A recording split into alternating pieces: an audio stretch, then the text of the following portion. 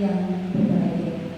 Alhamdulillah Rabbil Alamin, puji syukur tiada terkira marilah kita panjatkan kehadirat Allah Subhanahu wa Ta'ala, karena di siang hari ini kita masih diberikan kesempatan dan kesehatan sehingga kita semua bisa berkumpul di ruangan ini dalam kegiatan diseminasi budaya positif SMP Negeri 1 Bukit.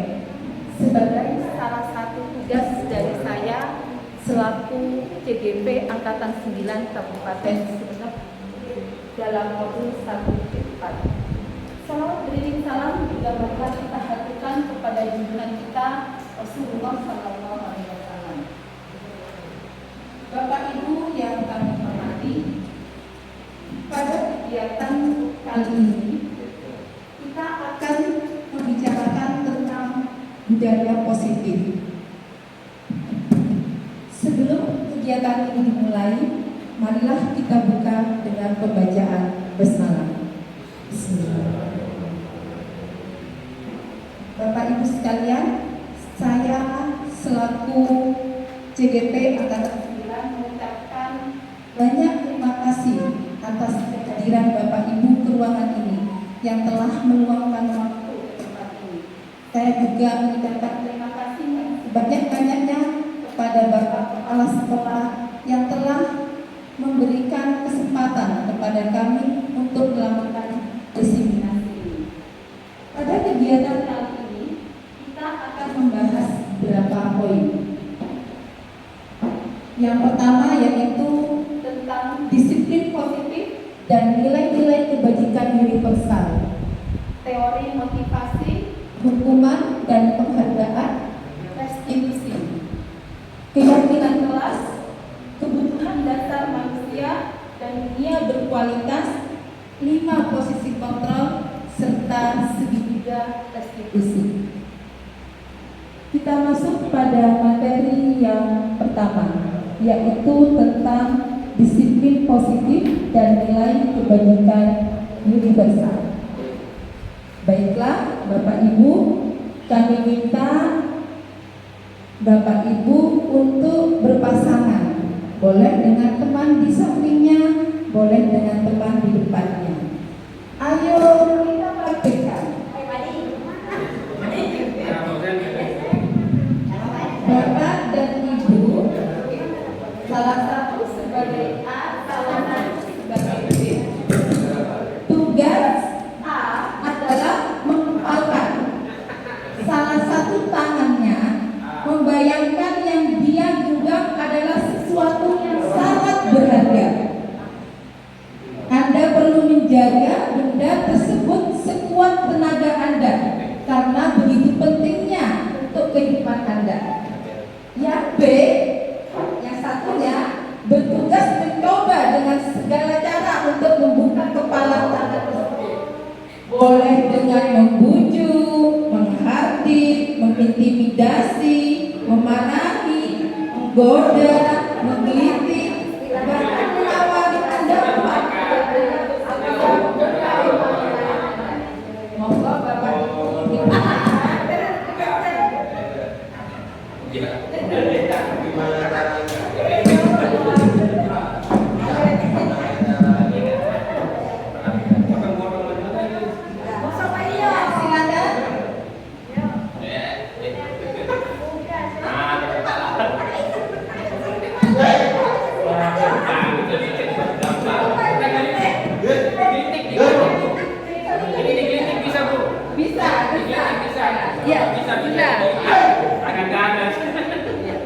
Ya, cukup. Ya, cukup. Terima kasih Bapak Ibu. Bagaimana Bapak Ibu? Adakah yang sampai bisa terbuka tangannya? Bisa terbuka? Bisa. Terbuka. Adakah yang tidak bisa membuka tangannya? Bisa. Bisa kalau saya digelitik. Ternyata ada yang bisa membuka tangannya. Kenapa bisa terbuka? Alhamdulillah karena tenaga saya kuat. Jadi dengan pasta dibuka ya tangannya. Padahal kepalanya sesuatu yang berharga. Iya. Jadi dengan menggelitik bisa terbuka. Ada yang tidak terbuka? Ada.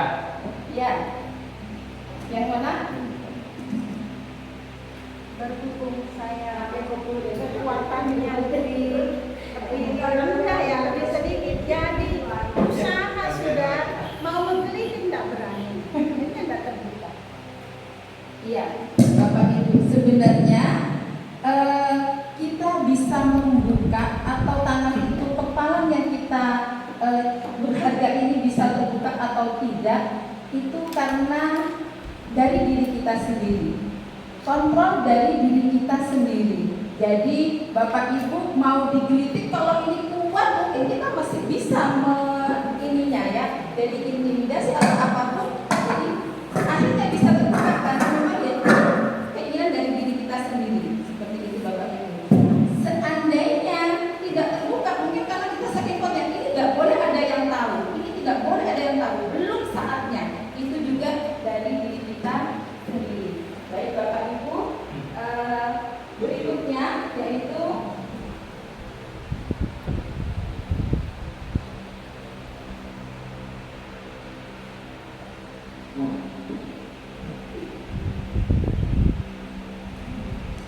nah, disinilah miskonsepsi tentang makna kontrol. Bapak Ibu, di sini ada ilusi guru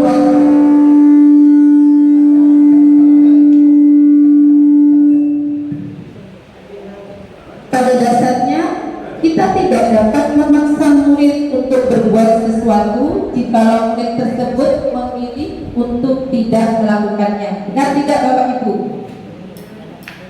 Ya, benar. Jadi kita tidak bisa memaksa murid untuk berbuat sesuatu. Misalnya seperti ini.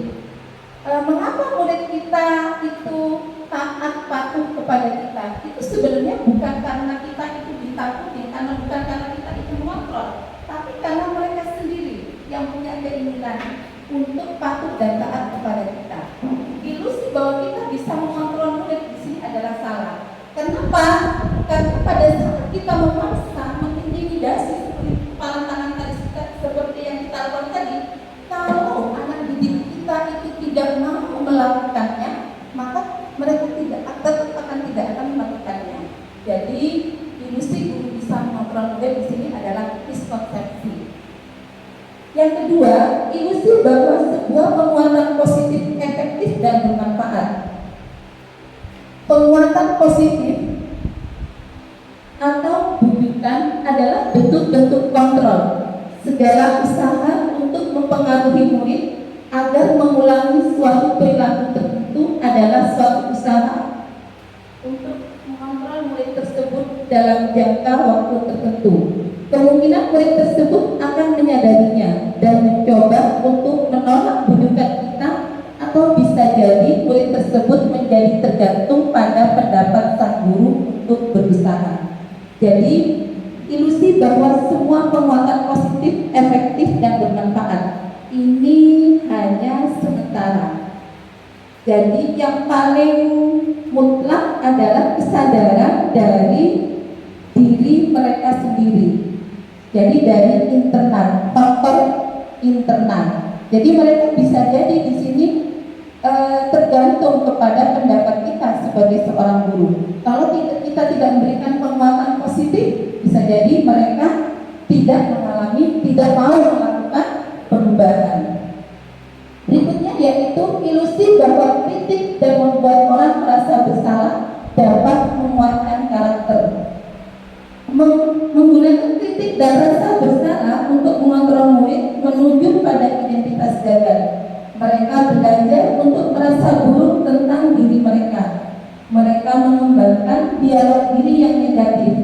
Kadang-kala sulit bagi guru untuk mengidentifikasi bahwa mereka sedang melakukan perilaku ini, karena seringkali guru cukup menggunakan suara halus untuk menyampaikan pesan negatif. Jadi di sini membuat orang merasa bersalah dapat menguatkan karakter. Ini juga miskonsepsi salah ya Bapak Ibu. Jadi ini bukan sebuah kontrol. Bisa jadi mereka menyalahkan diri mereka sendiri. Dengan seperti ini mereka tidak timbul kesadaran dari situ. Mereka menyalahkan diri mereka sendiri. Mereka merasa mereka itu negatif, tidak memiliki nilai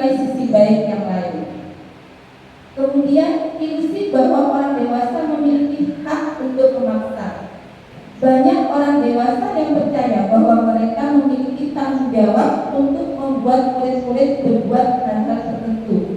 Apapun yang dilakukan dapat diterima selama ada sebuah kemajuan berdasarkan sebuah pengukuran kinerja. Pada saat itu pula orang dewasa akan menyadari bahwa perilaku memaksa tidak akan efektif untuk jangka waktu panjang dan sebuah hubungan permusuhan akan terbentuk. Jadi ilusi bahwasanya kita guru lebih dewasa daripada murid kita.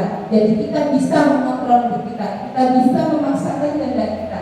Ini juga salah. Jadi bagaimana kita mengajak peserta didik kita mengajak murid kita untuk menumbuhkan motivasi internal. Kita akan kupas di sini sampai pada materi segitiga restitusi sehingga murid kita nanti akan timbul keyakinan pada diri mereka sendiri.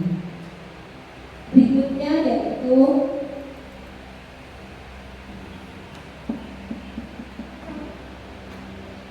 makna disiplin. Pemikiran Ki Hajar sejalan dengan pandangan Diana Dawson dalam bukunya Restructuring tentang bahasa disiplin. Jadi disiplin berasal dari bahasa Latin disciplina yang artinya belajar. Disiplin ini belajar. Berasal dari akar kata yang sama, disciple atau murid, pengikut. Untuk menjadi seorang murid atau pengikut, seseorang harus paham betul alasan mengapa mereka mengikuti suatu aliran. Sehingga motivasi yang terbangun adalah motivasi intrinsik, motivasi dari dalam, bukan ekstrinsik. Diana juga menyatakan bahwa arti asli dari disiplin juga berkonotasi dengan disiplin dari murid-murid Socrates dan Plato. Disiplin dapat membuat seseorang menggali potensinya menuju kepada sebuah tujuan, sesuatu yang dihargai dan bermakna. Dengan kata lain, disiplin mempelajari bagaimana cara kita mengontrol diri dan bagaimana menguasai diri untuk memilih tindakan yang mengacu pada nilai-nilai kita. Jadi seseorang yang memiliki disiplin ini berarti mereka bisa bertanggung jawab terhadap apa yang dilakukannya, karena mereka mendasarkan tindakan mereka pada nilai-nilai kebajikan universal dan memiliki motivasi intrinsik, bukan ekstrinsik. Jadi mereka yang dikatakan disiplin, mereka yang bertanggung jawab. Disiplin tidak identik dengan seseorang yang keras, seseorang yang tidak, seseorang yang galak, tidak. Tetapi disiplin di sini identik, yaitu mereka yang bertanggung jawab terhadap tugas yang diberikan kepada mereka, tanggung jawab yang diberikan kepada mereka, baik itu sebagai guru ataupun sebagai murid. Jadi disiplin itu pengertiannya. Berikutnya Bapak Ibu, nilai kebajikan universal. Sebenarnya banyak ya nilai kebajikan universal. Untuk di sekolah kita, untuk di tingkat sekolah kita mengacu kepada profil pelajar Pancasila. Ada 6 nilai kebajikan universal, yaitu beriman, bertakwa kepada Tuhan yang Maha Esa dan berakhlak mulia, mandiri, bernalar kritis, berkebinekaan global, bergotong royong dan kreatif. Nilai yang lain sebenarnya ada empati, ya, kemudian sopan santun. Dalam nilai kebajikan universal yang lain sebenarnya masih banyak. Baiklah Bapak Ibu, kita masuk pada studi kasus yang pertama. Nanti saya minta pendapat dari Bapak Ibu tentang studi kasus ini. Sebagai seorang pendidik, saat Anda perlu hadir di suatu pelatihan, ini kita seorang pendidik ya Bapak Ibu, motivasi apakah yang mendasari tindakan Bapak Ibu? Yang pertama, ini ada 3 pilihan. Apakah Bapak Ibu hadir karena tidak ingin ditegur oleh pihak panitia atau pengawas dan mendapatkan surat teguran, artinya menghindari ketidaknyamanan dan hukuman? Yang kedua, Bapak Ibu ingin dilihat dan dipuji oleh lingkungan Bapak Ibu, atau ingin mendapatkan penghargaan sebagai kepala sekolah berprestasi. Misalnya ini kalau Bapak kepala sekolah yang diundang untuk ikut pelatihan. Kemudian yang ketiga, Bapak Ibu ingin menjadi pembelajar sepanjang hayat, menjadi orang yang berusaha dan bertanggung jawab serta menghargai diri Bapak Ibu sendiri sebagai teladan bagi murid-murid Bapak Ibu. Jadi di sini yang ketiga itu menghargai nilai-nilai kebajikan diri sendiri. Kira-kira manakah motivasi yang selama ini paling kuat mendasari tindakan Bapak Ibu? Atau adakah proses perubahan, misalnya dari yang pertama menjadi yang ketiga, dari yang kedua menjadi yang ketiga, atau justru dari yang ketiga ingin menjadi yang kedua? Jadi yang pertama itu pilihannya menghindari ketidaknyamanan dan hukuman. Yang kedua ingin mendapatkan imbalan atau penghargaan dari orang lain, atau nanti kalau ikut pelatihan akan ada amplopnya, akan ada honornya, masuk yang kedua. Atau yang ketiga karena menghargai nilai-nilai kebajikan diri sendiri, karena saya ingin berkembang. Bagaimana Bapak Ibu? Ada yang mau berpendapat? Yang mana? Terima kasih. Assalamualaikum warahmatullahi wabarakatuh. Dari ketiga kasus itu memang menurut saya yang paling ideal adalah yang nomor 3. Tapi Bapak Ibu, menurut saya ya, nomor 1 dan nomor 2 itu kalau toh ada orang yang latar belakangnya semacam itu, saya kira itu baik-baik saja. Seperti yang Ibu katakan tadi, bahwa mungkin bisa berubah dan harus kita hargai dan kita motivasi agar menuju seperti yang ideal.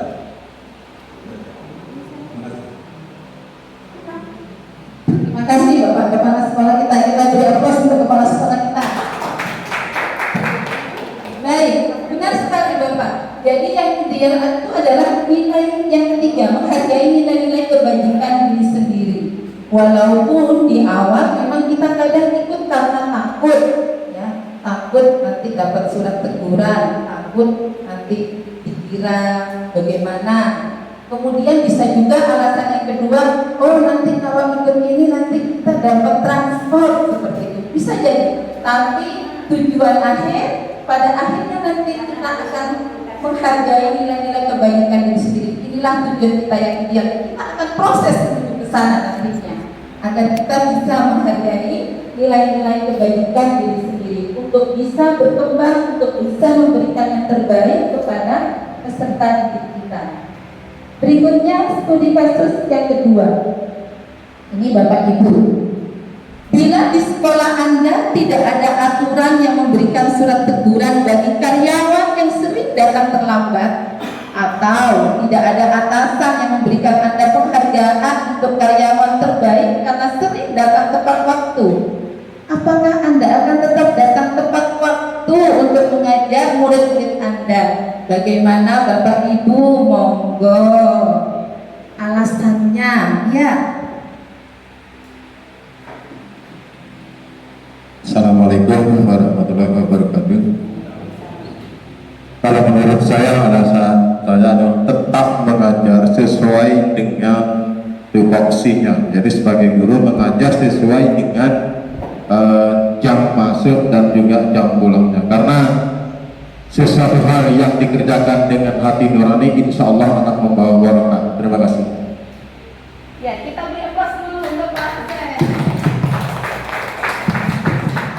Baik Bapak Ibu, kata Pak Asep tadi kita tetap hadir dan tepat waktu, ya, karena sesuai dengan tanggung jawab kita. Adakah pendapat yang lain?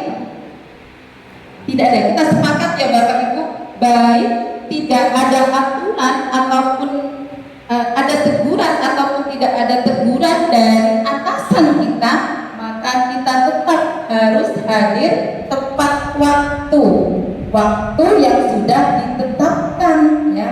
Tepat waktu bukan waktu sesuai dengan jam kita sendiri ya Bapak Ibu. Jadi tetap ketetapan di sekolah kita. Jadi kalau kita jam 7 di sekolah, ya bagaimana jam 7 di sekolah, jam 2 pulang, ya kita jam 2 itu juga pulang. Baik Bapak Ibu, kita lanjut berikutnya. Ini sebuah pertanyaan. Kita mengenal motivasi ada 3 tadi ya.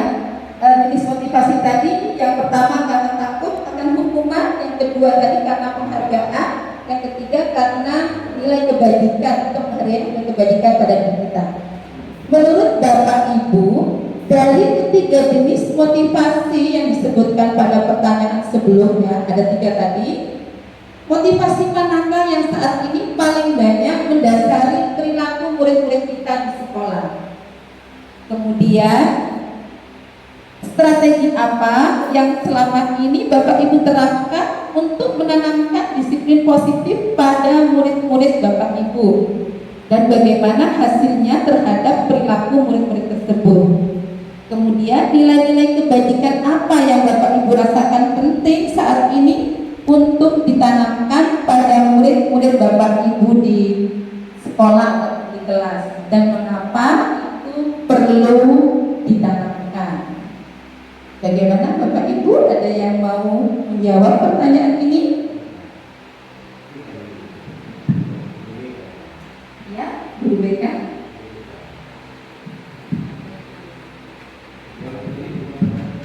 Ya, benar. Terima kasih waktunya. Mungkin kalau kita lihat sekarang perilaku murid-murid kita ya, yang menjadi motivasi mereka misalnya di situ, mungkin yang pertama karena mereka takut dulu kepada guru. Tapi seiring dengan berjalannya waktu, barangkali akan timbul kesadaran dalam diri mereka bahwa sebenarnya disiplin itu penting untuk kehidupan mereka. Nomor 1 kan Bisa. Pendapat yang kedua mungkin juga mau berpendapat. kalau saya secara pribadi dari ketiga yang boleh disebutkan tadi, yang pertama itu karena takut, kedua karena ingin mendapat pujian, yang ketiga karena ada motivasi dalam diri mereka. Mungkin ini memang harus berjalannya seperti itu sampai akhirnya ada kesadaran pada diri mereka bahwa disiplin dalam hidup itu penting untuk kesuksesan mereka. Ya, baik. Kita beri pas dulu untuk Bu Nur. Baik Bapak Ibu, menurut Bu Nur, jadi yang selama ini masih mendasari perilaku murid kita, yaitu masih motivasi yang pertama, mereka takut akan hukuman. Dalam prosesnya kita berharap nantinya dari proses mereka yang takut terhadap hukuman akan muncul kesadaran dari dalam diri mereka sendiri, sehingga nanti mereka akan menghargai nilai-nilai kebajikan mereka. Ada motivasi intrinsik untuk berubah, untuk menjadi karakter yang baik, seperti itu. Kemudian strateginya di sini bisa kita menggunakan pendekatan kepada peserta didik kita. Jadi strategi yang kita gunakan pendekatan individual, mengajak mereka berkomunikasi, bisa seperti itu Bapak Ibu. Kita lanjut berikutnya. Teori motivasi, hukuman, penghargaan, dan restitusi.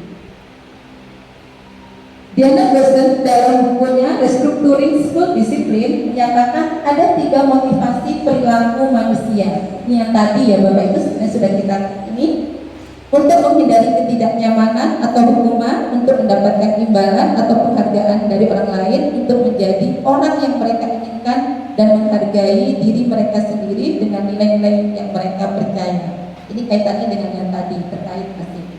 Kita masuk studi kasus berikutnya. Ini seorang siswa IPA kurang menguasai pelajaran matematika, sehingga pada saat pelajaran tersebut berlangsung dia lebih banyak berdiam diri atau menggambar di buku pelajarannya. Pada saat guru matematikanya Pak Seno menanyakan pertanyaan, IPA menjadi gugup dan tak sengaja menjatuhkan tasnya dari kursi, serta tiba-tiba menjadi gagap pada saat berupaya menjawab. Seluruh kelas pun tertawa melihat perilaku IPA yang bicara tergagap dan terkejut tersebut. Pak Seno pada saat itu membiarkan teman-teman IPA mentertawakan IPA yang tergagap dan malu luar biasa, dan malahan minta IFA untuk maju ke depan dan berdiri di depan kelas sambil menunjuk hidungnya karena tidak bisa menjawab pertanyaan Pak Seno. Kelas makin gaduh dan anak-anak pun tertawa melihat IFA di depan kelas memegang ujung hidungnya. Bapak Ibu, apakah Bapak Ibu setuju dengan tindakan Pak Seno terhadap IFA? Seandainya Bapak Ibu setuju atau tidak setuju, tolong berikan alasannya. Kemudian juga menurut Bapak Ibu, tindakan yang Pak Seno lakukan ini apakah sebuah hukuman ataukah sebuah konsekuensi? Nanti kita akan belajar tentang hukuman dan konsekuensi. Ini pertanyaannya, menurut Bapak Ibu, apakah ini sebuah hukuman atau sebuah konsekuensi? Jika sebuah hukuman, mengapa termasuk hukuman? Jika itu sebuah konsekuensi, mengapa termasuk konsekuensi? Bagaimana Bapak Ibu? Ada gambaran? Iya.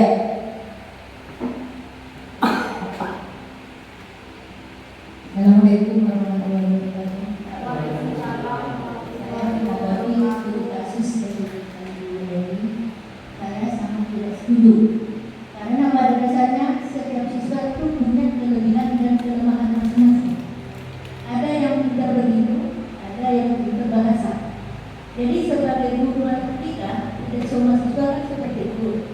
Alangkah baiknya kalau memang IFA itu kelemahannya tidak begitu, mungkin ada salah satu langkah, ada privat khusus untuk IFA. Jangan sampai dihukum seperti itu. Bisa-bisa dia akan minder dengan adanya punishment seperti itu. Jadi sebagai guru, Pak Seno itu harusnya kalau memang IFA itu lemah dan begitu, harusnya diprivat dulu. Tidak harus memberikan punishment seperti itu. Itu menurut pendapat saya. Mungkin ada teman-teman yang lain, ada yang lain. Terima kasih. Terima kasih Bu Ida. Kita aplaus kepada Bu Ida. Baik, Bapak Ibu, menurut Bu Ida ini sebuah hukuman ya Bapak? Ya Bu Ida ya? Iya. Jadi Bu Ida juga tidak setuju dengan tindakan Pak Seno ini. Bapak Ibu bagaimana? Sependapat dengan Bu Ida?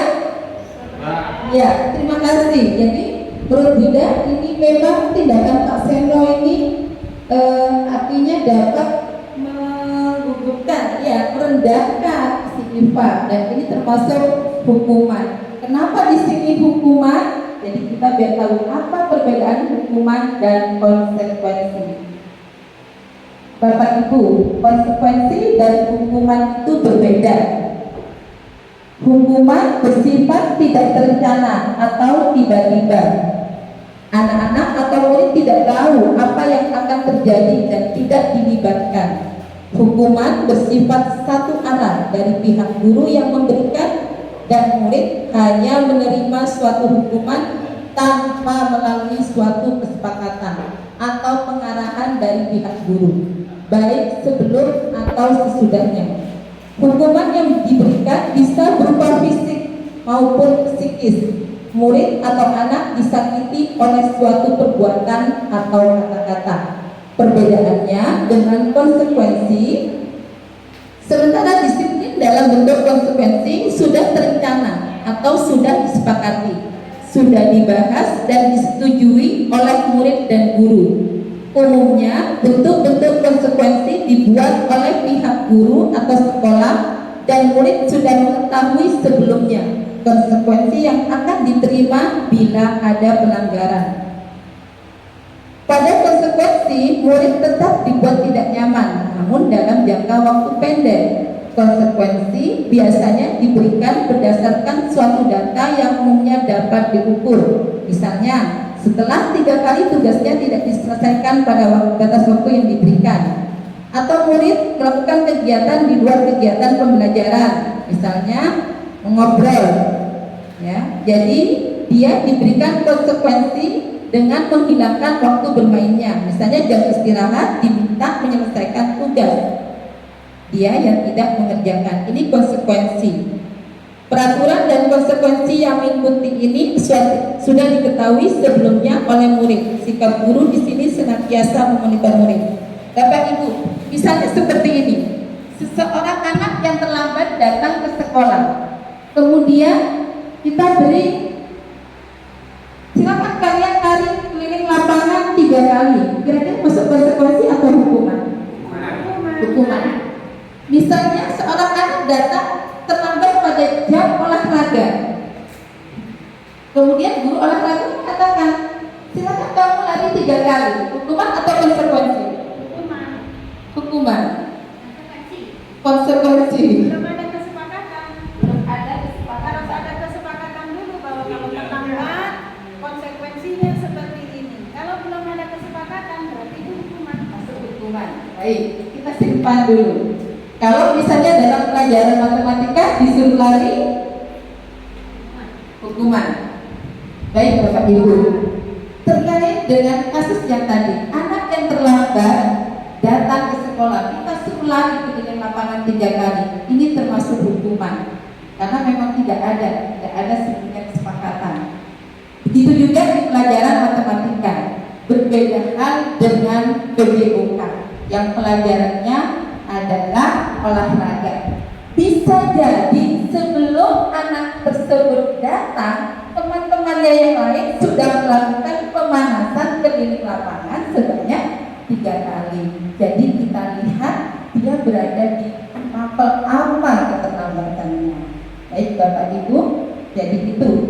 Sebenarnya walaupun konsekuensi ini juga berdampak tidak baik, tidak nyamanan kepada peserta didik, namun peserta didik sudah menyadari bahwa kalau dia seperti ini, dia akan seperti ini karena dia sudah ada kesepakatan sebelumnya.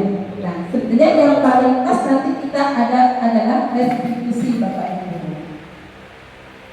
Kita studi kasus kembali. Ibu Anas, guru kelas 2 SD, mendapatkan masalah. Murid-muridnya tidak bisa tertib berdiri antri di depan pintu kelas dan selalu berebutan masuk ke dalam kelas setelah jam istirahat usai. Ini tentunya sangat mengganggu proses pembelajaran di mana kelas tidak dapat mulai tepat waktu karena Ibu Anas sibuk menenangkan murid-muridnya untuk waktu cukup lama. Akhirnya Bu Anas berpikir cepat dan mengandalkan stiker bintang. Setiap murid-muridnya akan masuk kelas usai jam istirahat. Bu Anas akan mengiming-imingi murid-muridnya dengan stiker bintang. Siapa yang dapat berdiri lurus dan berbaris rapi antri di depan pintu dapat bintang dari Bu Anas. Sebagian besar murid-muridnya menyambut tantangan tersebut dan langsung berdiri rapi di depan pintu agar mendapatkan stiker bintang. Hal ini terus dilakukan Bu Anas selama beberapa minggu. Karena cukup berhasil membuat murid-muridnya berdiri rapi antri di depan pintu. Sampai pada suatu saat Bu Anas sakit dan terpaksa digantikan Pak Heru. Pak Heru tidak mengetahui tentang stiker bintang dan benar saja pada saat masuk ke kelas usai jam istirahat, murid-murid kelas 2 kembali berebutan masuk kelas. Apa yang terjadi Bapak Ibu dan mengapa ini terjadi? Berdasarkan teori motivasi,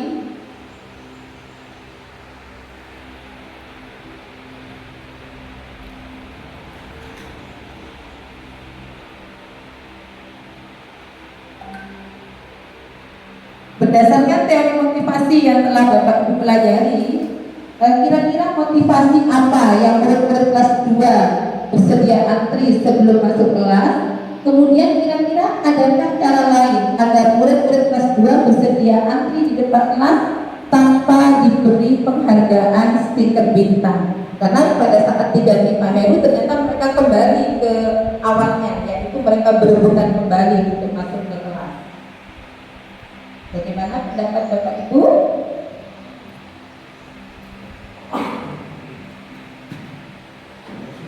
Adakah yang mau berpendapat? Ya. Harusnya Pak Heru dengan Bu Ana ya tadi.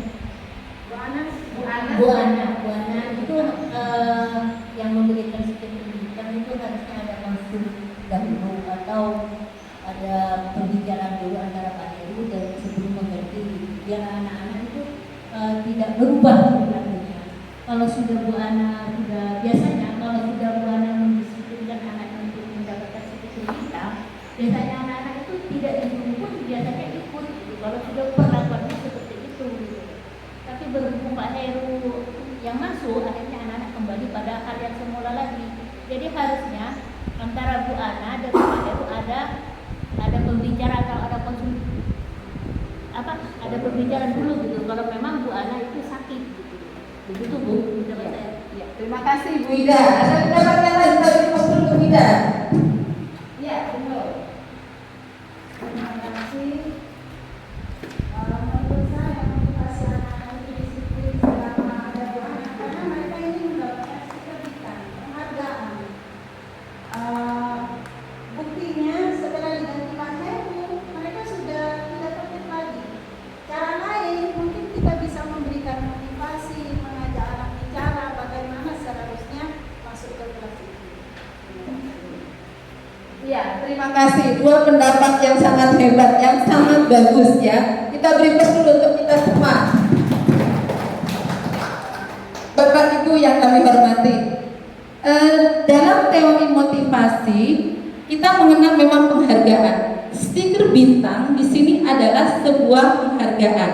Dari kasus Bu Anas terhadap di kelas 2 SD ini nampak sekali anak-anak di sini terpaku kepada penghargaan. Mereka ingin mendapatkan penghargaan. Apa yang mereka lakukan hanya karena ada penghargaan. Tidak ada motivasi dari dalam diri mereka sendiri. Pada awalnya mungkin bagus Bapak Ibu untuk motivasi, namun ini justru mencelakakan mereka sendiri karena tidak menimbulkan motivasi intrinsik. Kemudian cara yang lain benar sekali yang disebutkan oleh Bu Nur, cara yang lain yaitu kita menumbuhkan motivasi mereka. Salah satunya mungkin dengan memberikan contoh dari diri kita sendiri Bapak Ibu. Seperti itu, bagaimana mengajarkan disiplin kepada peserta didik kita. Nah, ini Bapak Ibu, pengaruh jangka pendek dan jangka panjang sebuah penghargaan. Kita sering memberikan reward mungkin kepada peserta didik kita. Ternyata ini berdampak baik jangka pendek maupun jangka panjang kepada peserta didik kita. Penghargaan efektif jika kita inginkan seseorang melakukan sesuatu yang kita inginkan dalam jangka waktu pendek. Hanya sementara saja mereka, seperti kasusnya yang tadi ya, mereka hanya patuh, mereka hanya mengikuti pada saat mereka ingin mendapatkan penghargaan saja. Jika kita menggunakan penghargaan lagi dan lagi, maka orang tersebut akan bergantung pada penghargaan yang diberikan serta kehilangan motivasi dari dalam. Mereka hanya mengharapkan penghargaan. Jika tidak ada penghargaan, saya tidak mau. Ya, jadikan semua karena penghargaan, semua karena imbalan, semua karena reward. Jadi kita sebisanya menghindari ini. Jika kita mendapatkan penghargaan untuk melakukan sesuatu yang baik, maka selain kita senantiasa berharap mendapatkan penghargaan tersebut lagi, kita pun menjadi tidak menyadari tindakan baik yang kita lakukan. Jadi kita tidak mengenal lagi tindakan yang kita lakukan ini benar atau tidak. Yang penting yang saya lakukan adalah untuk mendapatkan penghargaan, seperti itu. Nah, nilai penghargaan di sini, penghargaan tidak efektif. Tadi yang saya katakan, penghargaan bisa merusak hubungan. Kenapa bisa merusak hubungan? Anak yang tidak mendapatkan penghargaan, dia akan membenci anak yang mendapatkan penghargaan. Kemudian juga penghargaan mengurangi ketepatan. Anak yang mendapatkan penghargaan cenderung terburu-buru untuk menyelesaikan sesuatu, sehingga mereka ini tidak tepat lagi dalam menyelesaikan masalah. Jadi yang penting bagaimana saya selesai, ya bagaimana saya terburu-buru menyelesaikan suatu pekerjaan. Kemudian juga penghargaan menurunkan kualitas dari sebuah pekerjaan yang dilakukan. Di sini dengan penghargaan juga bisa menurunkan kualitasnya. Kemudian mematikan kreativitas. Penghargaan juga menghukum kepada mereka yang tidak mendapatkan penghargaan. Jadi mereka membandingkan, saya loh tidak pernah mendapatkan penghargaan. Jadi mereka merasa merasa negatif kepada diri mereka sendiri, merasa dirinya itu rendah, merasa dirinya itu lemah. Jadi penghargaan bisa mengukur diri mereka sendiri, dan penghargaan juga menghilangkan motivasi dari dalam diri. Kita masuk materi berikutnya, yaitu tentang keyakinan kelas. Mengapa keyakinan kelas? Mengapa tidak peraturan kelas saja? Di sini ada perbedaan antara keyakinan kelas dan peraturan kelas. Mari kita jawab, Bapak Ibu. Pertanyaan berikut: mengapa kita memiliki peraturan tentang penggunaan helm pada saat mengendarai kendaraan roda 2 atau motor, Bapak Ibu? Ya. Masa lantas. Pertanyaan pertama, mengapa kita memiliki peraturan tentang penggunaan helm pada saat mengendarai kendaraan roda 2? Karena sudah ada aturan di Undang-Undang tahun 99 bahwa setiap kendaraan roda 2 pengendara itu wajib memakai helm. Terus data yang kedua di situ adalah orang-orang yang telah kita pilih, baik itu yang duduk di anggota dewan. Mungkin itu yang menjadi jawaban dari saya. Terima kasih. Ya, Terima kasih Pak Alsen. Berikutnya. ya, Umi. Terima kasih. Mengapa kita memiliki peraturan tentang penggunaan helm pada saat kita menggunakan kendaraan roda 2? Ini peraturan ini sebenarnya mengarah kepada tujuan keamanan dan keselamatan kita selama kita berkendara di jalan raya. Salah satunya mungkin keamanan organ kepala kita supaya tidak terjadi hal-hal yang sampai merusak organ dalam atau otak yang ada di kepala kita. Ini jadi acuannya kepada keselamatan kita selama berkendara. Kemudian yang kedua, mengapa kita memiliki peraturan tentang penggunaan masker dan mencuci tangan setiap saat?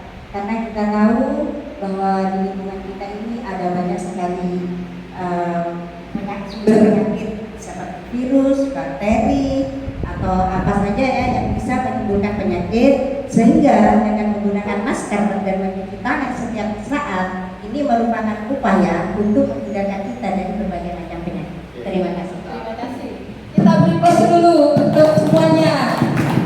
Bapak Ibu, ya benar sekali Bu Min dan Pak Alsen. Jadi kita menyadari bahwasanya mengapa kita memiliki peraturan tentang penggunaan helm di sini karena faktor keselamatan. Ya. Kemudian yang kedua, mengapa kita memiliki peraturan tentang penggunaan masker dan mencuci tangan juga dari tentang kesehatan, ya Bu Min. Nah, ini adalah sebuah keyakinan pada diri kita. Jika kita ingin selamat, kendaraan menggunakan ikhtiarnya menggunakan helm. Kemudian jika kita ingin sehat, maka kita menggunakan masker dan mencuci tangan setiap saat. Ya. Ini adalah keyakinan. Nah, Bapak Ibu, kita kaitkan dengan keyakinan kelas. Berbeda peraturan dan keyakinan nanti Bapak Ibu ya. Di sini nanti di akhir akan saya sampaikan perbedaannya di mana. Keyakinan kelas bersifat lebih abstrak daripada peraturan. Ini perbedaannya. Keyakinan kelas berupa pernyataan universal. Pernyataan keyakinan kelas senantiasa dibuat dalam bentuk positif. Tidak ada bentuk negatif, tidak ada kata tidak ada kata jangan di dalam keyakinan kelas. Keyakinan kelas hendaknya tidak terlalu banyak sehingga mudah diingat dan dipahami oleh semua warga kelas. Keyakinan kelas sebaiknya sesuatu yang dapat diterapkan di lingkungan tersebut. Semua warga kelas hendaknya ikut berkontribusi dalam pembuatan keyakinan kelas lewat kegiatan curah pendapat. Di sini kita minta pendapat kepada peserta didik. Kemudian bersedia meninjau kembali keyakinan kelas dari waktu ke waktu. Misalnya kalau sudah dapat 1 bulan, kira-kira apa ada keyakinan yang perlu dihilangkan atau perlu ditambah, kita bisa seperti itu kepada peserta didik kita tentang keyakinan kelas. Jadi menghindari kalimat negatif. Misalnya jangan membuang sampah sembarangan. Ini tidak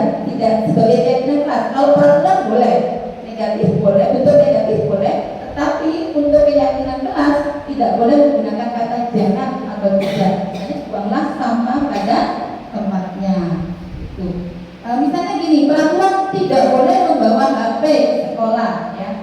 Nah, di dalam keyakinan sekolah mungkin kita bisa merubah kalimat itu. Gunakan HP di luar jam sekolah atau gunakan HP untuk hal-hal yang bermanfaat, bisa seperti itu. Kalau memang kita tidak boleh membawa HP ke sekolah.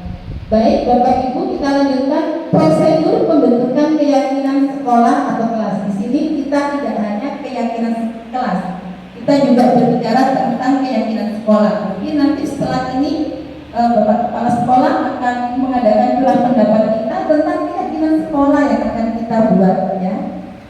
Untuk membuatnya prosedurnya yaitu mempersilahkan warga sekolah atau murid-murid di sekolah atau kelas untuk bergelar pendapat tentang peraturan yang perlu disepakati di sekolah atau kelas.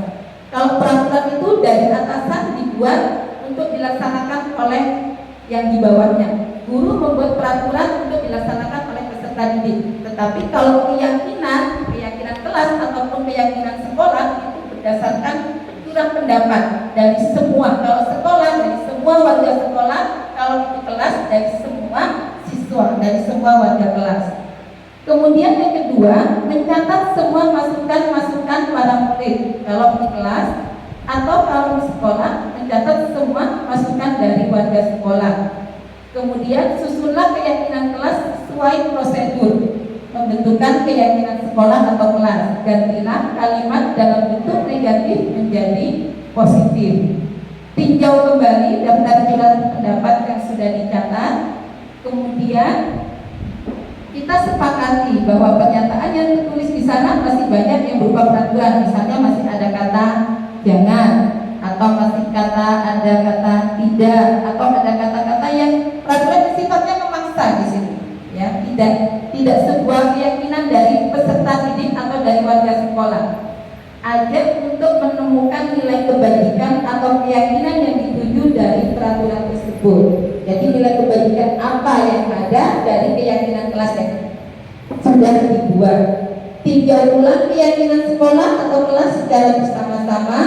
Setelah selesai dibuat, maka semua warga kelas meninjau ulang kembali dan setelah disetujui, ditandatangani, kemudian ditempel di dinding kelas. Jika ini sebuah keyakinan kelas, jika ini keyakinan sekolah, bisa ditempel di mading ataupun di yang bisa dilihat secara umum oleh warga sekolah.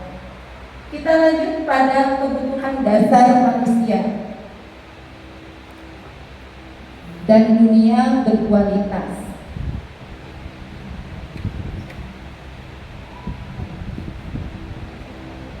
Bapak Ibu, ini ada sedikit kasus lagi. Ibu Ambar, guru wali kelas 2A di SD Pelita Hati, sedang bingung menghadapi ulah salah satu murid di kelasnya, yaitu Doni. Beberapa anak di kelas 2A telah datang padanya dan mengeluhkan Doni yang seringkali minta bekal makan siang mereka dengan paksa. Jika Anda menghadapi situasi seperti Ibu Ambar, apa yang Bapak Ibu lakukan? Kenapa ini Doni ya? Menurut Anda, apa alasan Doni melakukan hal tersebut? Kira-kira bagaimana Bapak Ibu? Ada yang mau berpendapat? Bagian timur? Ya, Bu Ida, nanti. Ini guru BK. Terima kasih. Jadi sebagai guru itu ditelusuri dulu, karena pada dasarnya murid itu seperti kita melihat matahari. Kalau kita melihat lampu gelap, maka sama kita harus melihat dari sisi kanan atau sisi kiri. Jadi kita lihat dulu apakah Doni itu termasuk murid yang kurang mendapatkan dari orang tuanya, atau juga Doni mendapatkan itu karena ingin mendapatkan perhatian dari orang tuanya. Itu. Jadi sebagai ibu Ambar sebaiknya ditelusuri dulu apakah Doni itu benar-benar dia kurang dari orang tuanya, atau karena dia hanya ingin mendapatkan simpati dari teman-temannya. Sebagai guru harus tidak menyikapi mengapa harus seperti itu. Itu dulu, makasih. Iya. Terima kasih Bu Ida. Ya, ada yang berlain. Kalau menurut saya, siswa Malam itu diberi pengarahan sekaligus pembinaan mengenai karakteristik atau karakter siswa itu sendiri, sehingga dia tidak menjadi sebenarnya arogan dalam pengambilan bekal makanan yang dibawa oleh teman-teman. Alangkah baiknya seperti Bu Abah itu memberikan masukan dan juga memberikan arahan bahwa perbuatan tersebut itu sudah melanggar norma. Terima kasih. Ya, terima kasih. Ya, kita beri aplaus dulu untuk semuanya. Baik Bapak Ibu, kasus seperti Ibu Aman ini sering ya kita hadapi ya, anak yang meminta dengan paksa kepada temannya. Benar Bu, kira-kira ini kita lihat dulu kenapa anak ini seperti kita cari tahu dulu ya, kemudian kita ajak mereka berbicara. Nah, menurut Bapak Ibu kira-kira ini kenapa ya kok dari sering minta? Cari perhatian ya, yang tadi Bu Dia katakan, cari perhatian. Saya yang lain Bisa jadi belum dikasih sarapan. belum dikasih sarapan karena sarapan kebutuhan dasar ya, iya bisa seperti itu.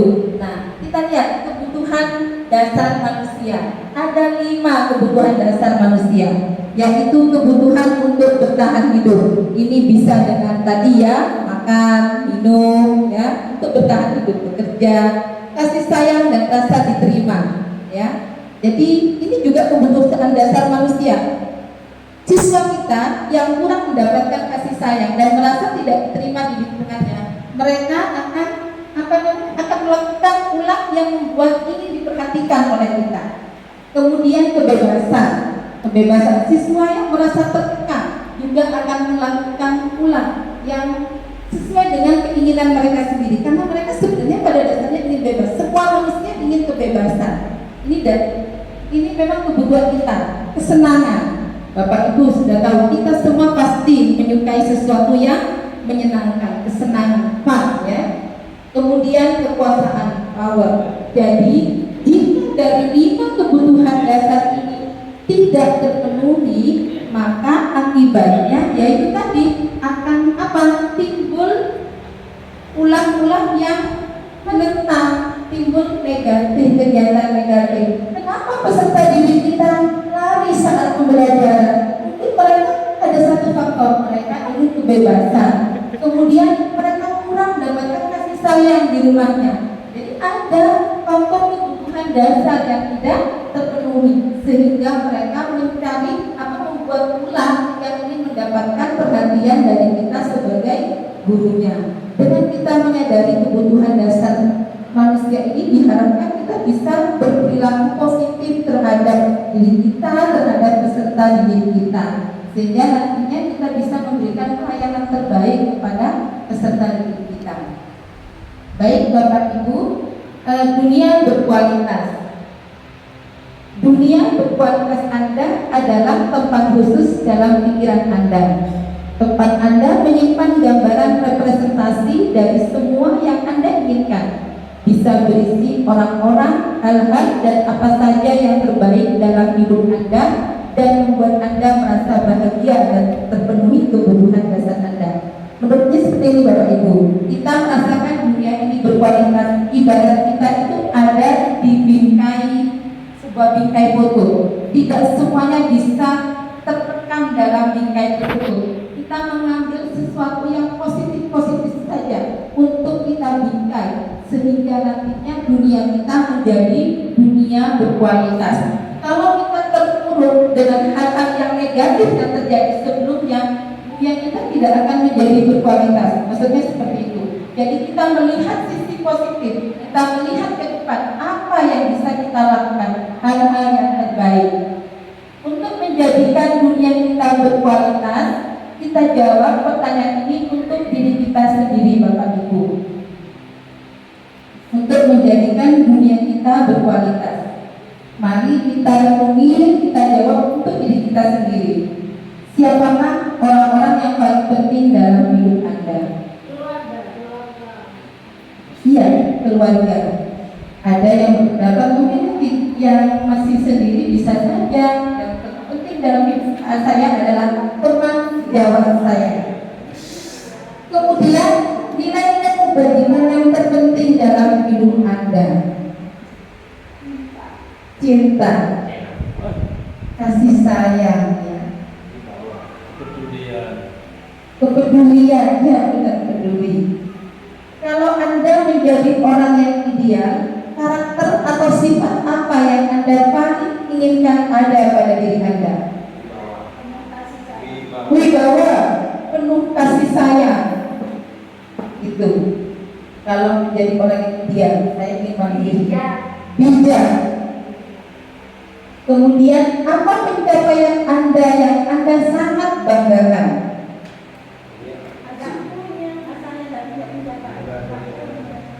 Belum. Ada saatnya nanti. Sebuah pencapaian kita syukuri yang ada saja dulu.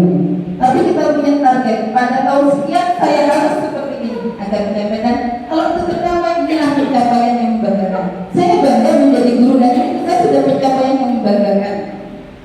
Pekerjaan ideal bagi Anda. Apa pekerjaan ideal bagi Anda?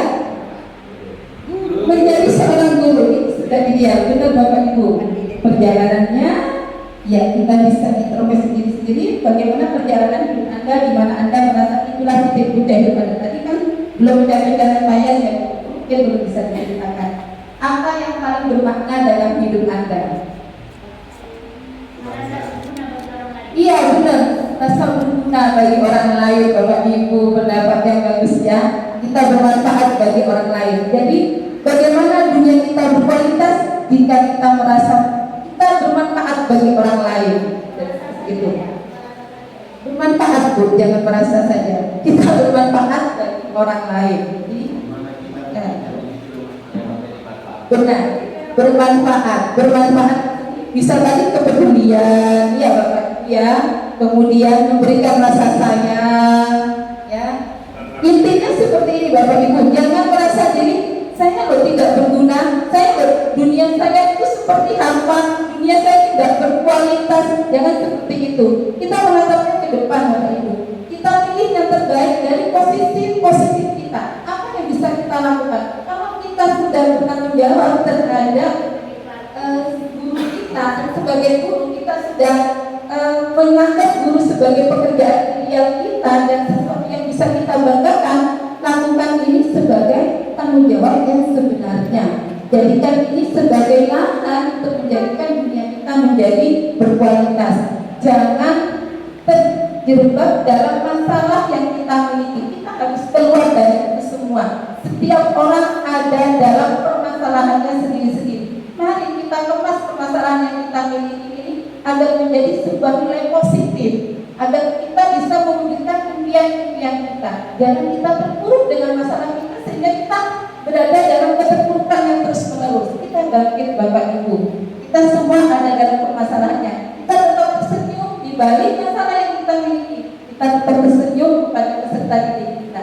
Sekali lagi agar dunia kita terasa berkualitas, sangat berkualitas.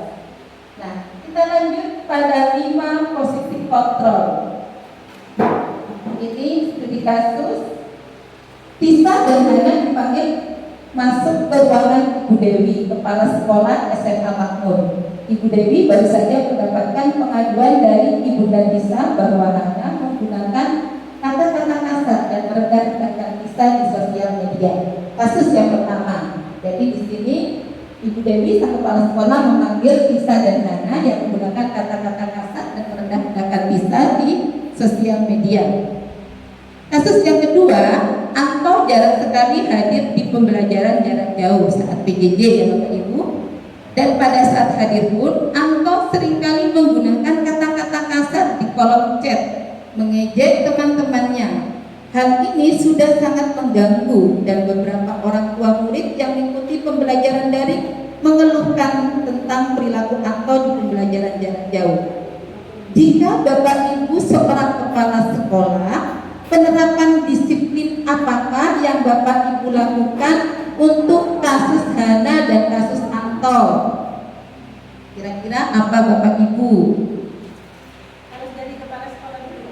Kita membayangkan di sini Bapak Ibu, di CGP memang benar Bapak Ibu, kita diajak membayangkan terus menjadi kepala sekolah. Padahal sebenarnya tidak pernah terbayangkan. Jadi ya diajak membayangkan, ya monggo Bapak Ibu juga saya ajak membayangkan sekarang bagaimana jika ada kasus seperti ini, kemudian Bapak Kepala Sekolah ini yang menanganinya.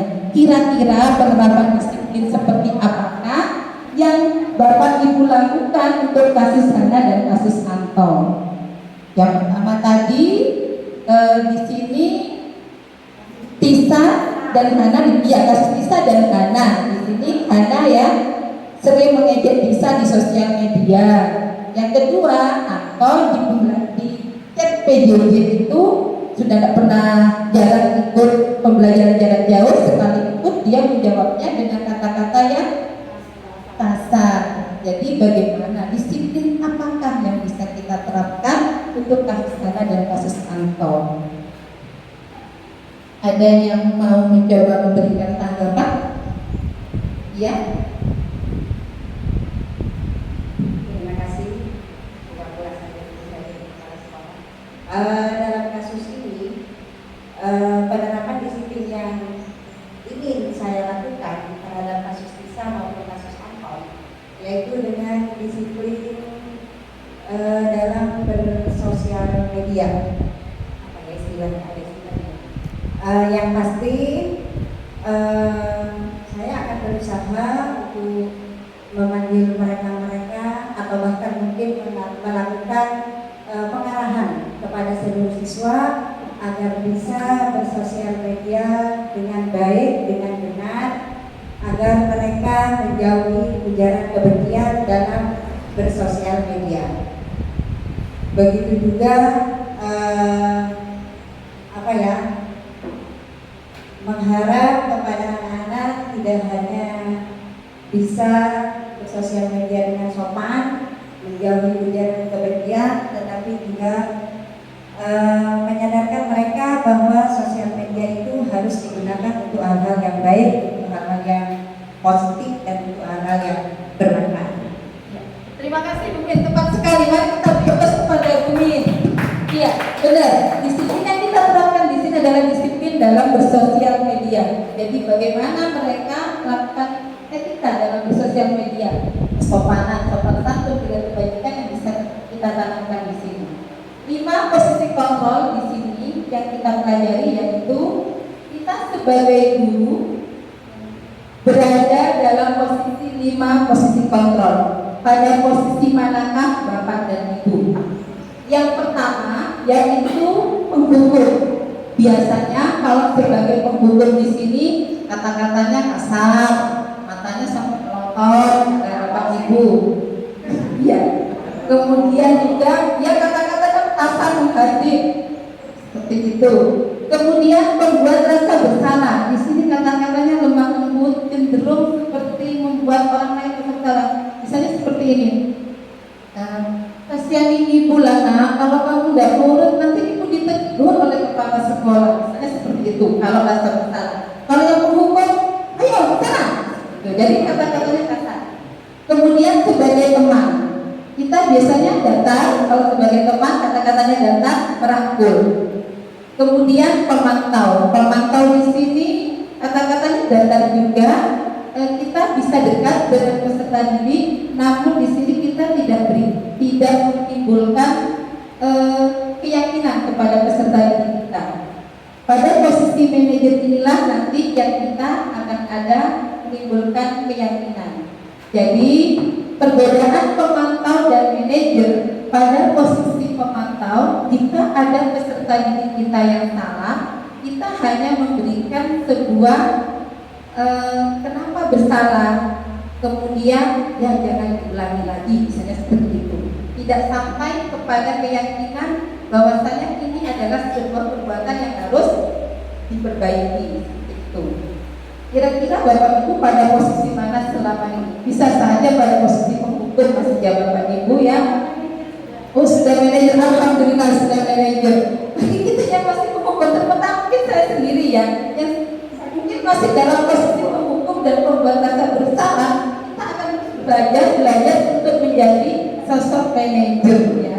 Manajer di sini bagaimana kita bisa menerapkan segitiga restitusi. Untuk yang guru yang meraih favorit mungkin sudah pada posisi guru manajer mungkin ya, sehingga kehadirannya selalu ditunggu seperti Bapak Adi Gunawan, guru favorit kita tahun ini.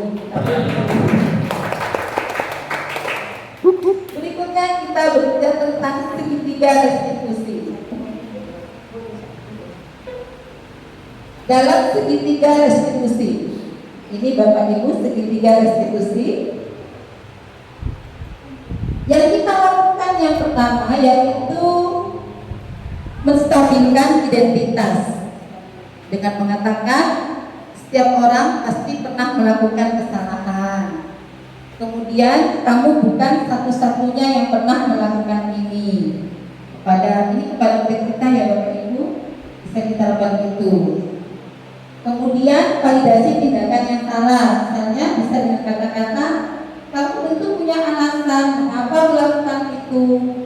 Adakah cara yang lebih efektif untuk mendapatkan apa yang kamu butuhkan? Kemudian kita menanyakan tentang keyakinan yang telah kita sepakati. Keyakinan apa yang telah kita sepakati? Kamu ingin menjadi orang yang seperti apa? Jadi Bapak Ibu, beberapa pertanyaan yang bisa kita berikan kepada peserta didik kita, berapa tanggapan dalam menstabilkan identitas, validasi tindakan yang salah, menanyakan keyakinan. Jadi di sini tidak ada lagi peserta didik yang yang merasa terintimidasi. Jadi peserta didik jika misalnya terlambat, jadi kita tanya dulu mengapa mereka terlambat. Misalnya peserta didik kita alasannya saya ketiduran Bu. Jadi dalam segitiga restitusi di sini kita bisa mengatakan bahasanya tidur itu memang kebutuhan manusia. Nah, nanti kemudian kita tanya validasi tindakan yang salah. Misalnya kamu tidak melakukan ini kembali, kita lihat. Kita tanyakan kesepakatan kelas yang telah kita buat. Ini sebenarnya ada video yang sudah ingin saya berikan. Cuma ada permasalahan di laptop saya, jadi mohon maaf tentang segitiga restitusi yang sudah bisa kita terapkan. Intinya Bapak Ibu, dalam penerapan disiplin positif, budaya positif, kita menerapkan ini untuk membuat sekolah kita merasa nyaman bagi warga sekolah, nyaman untuk peserta didik kita, sehingga mereka tidak terpaksa datang ke sekolah. Mereka nyaman mengikuti pembelajaran, mereka mau mengikuti pembelajaran, termotivasi dalam diri kita sendiri. Mari kita kemas sekolah ini menjadi sekolah yang ramah anak, sekolah yang nyaman untuk anak, namun juga sekolah yang memiliki disiplin dan budaya positif yang tinggi. Itu saja yang bisa saya sampaikan. Harapan saya ke depannya kita bisa menjadi tenaga-tenaga pendidik yang hebat, tenaga-tenaga pendidik yang kehadirannya selalu ditunggu oleh peserta didik kita. Sekali lagi saya ucapkan terima kasih atas kehadiran Bapak Ibu semua. Semoga pertemuan kali ini membawa manfaat. Kita tutup dengan pembacaan hamdalah. Alhamdulillahirabbil alamin. Mohon maaf atas salah dan hilang. Assalamualaikum warahmatullahi wabarakatuh.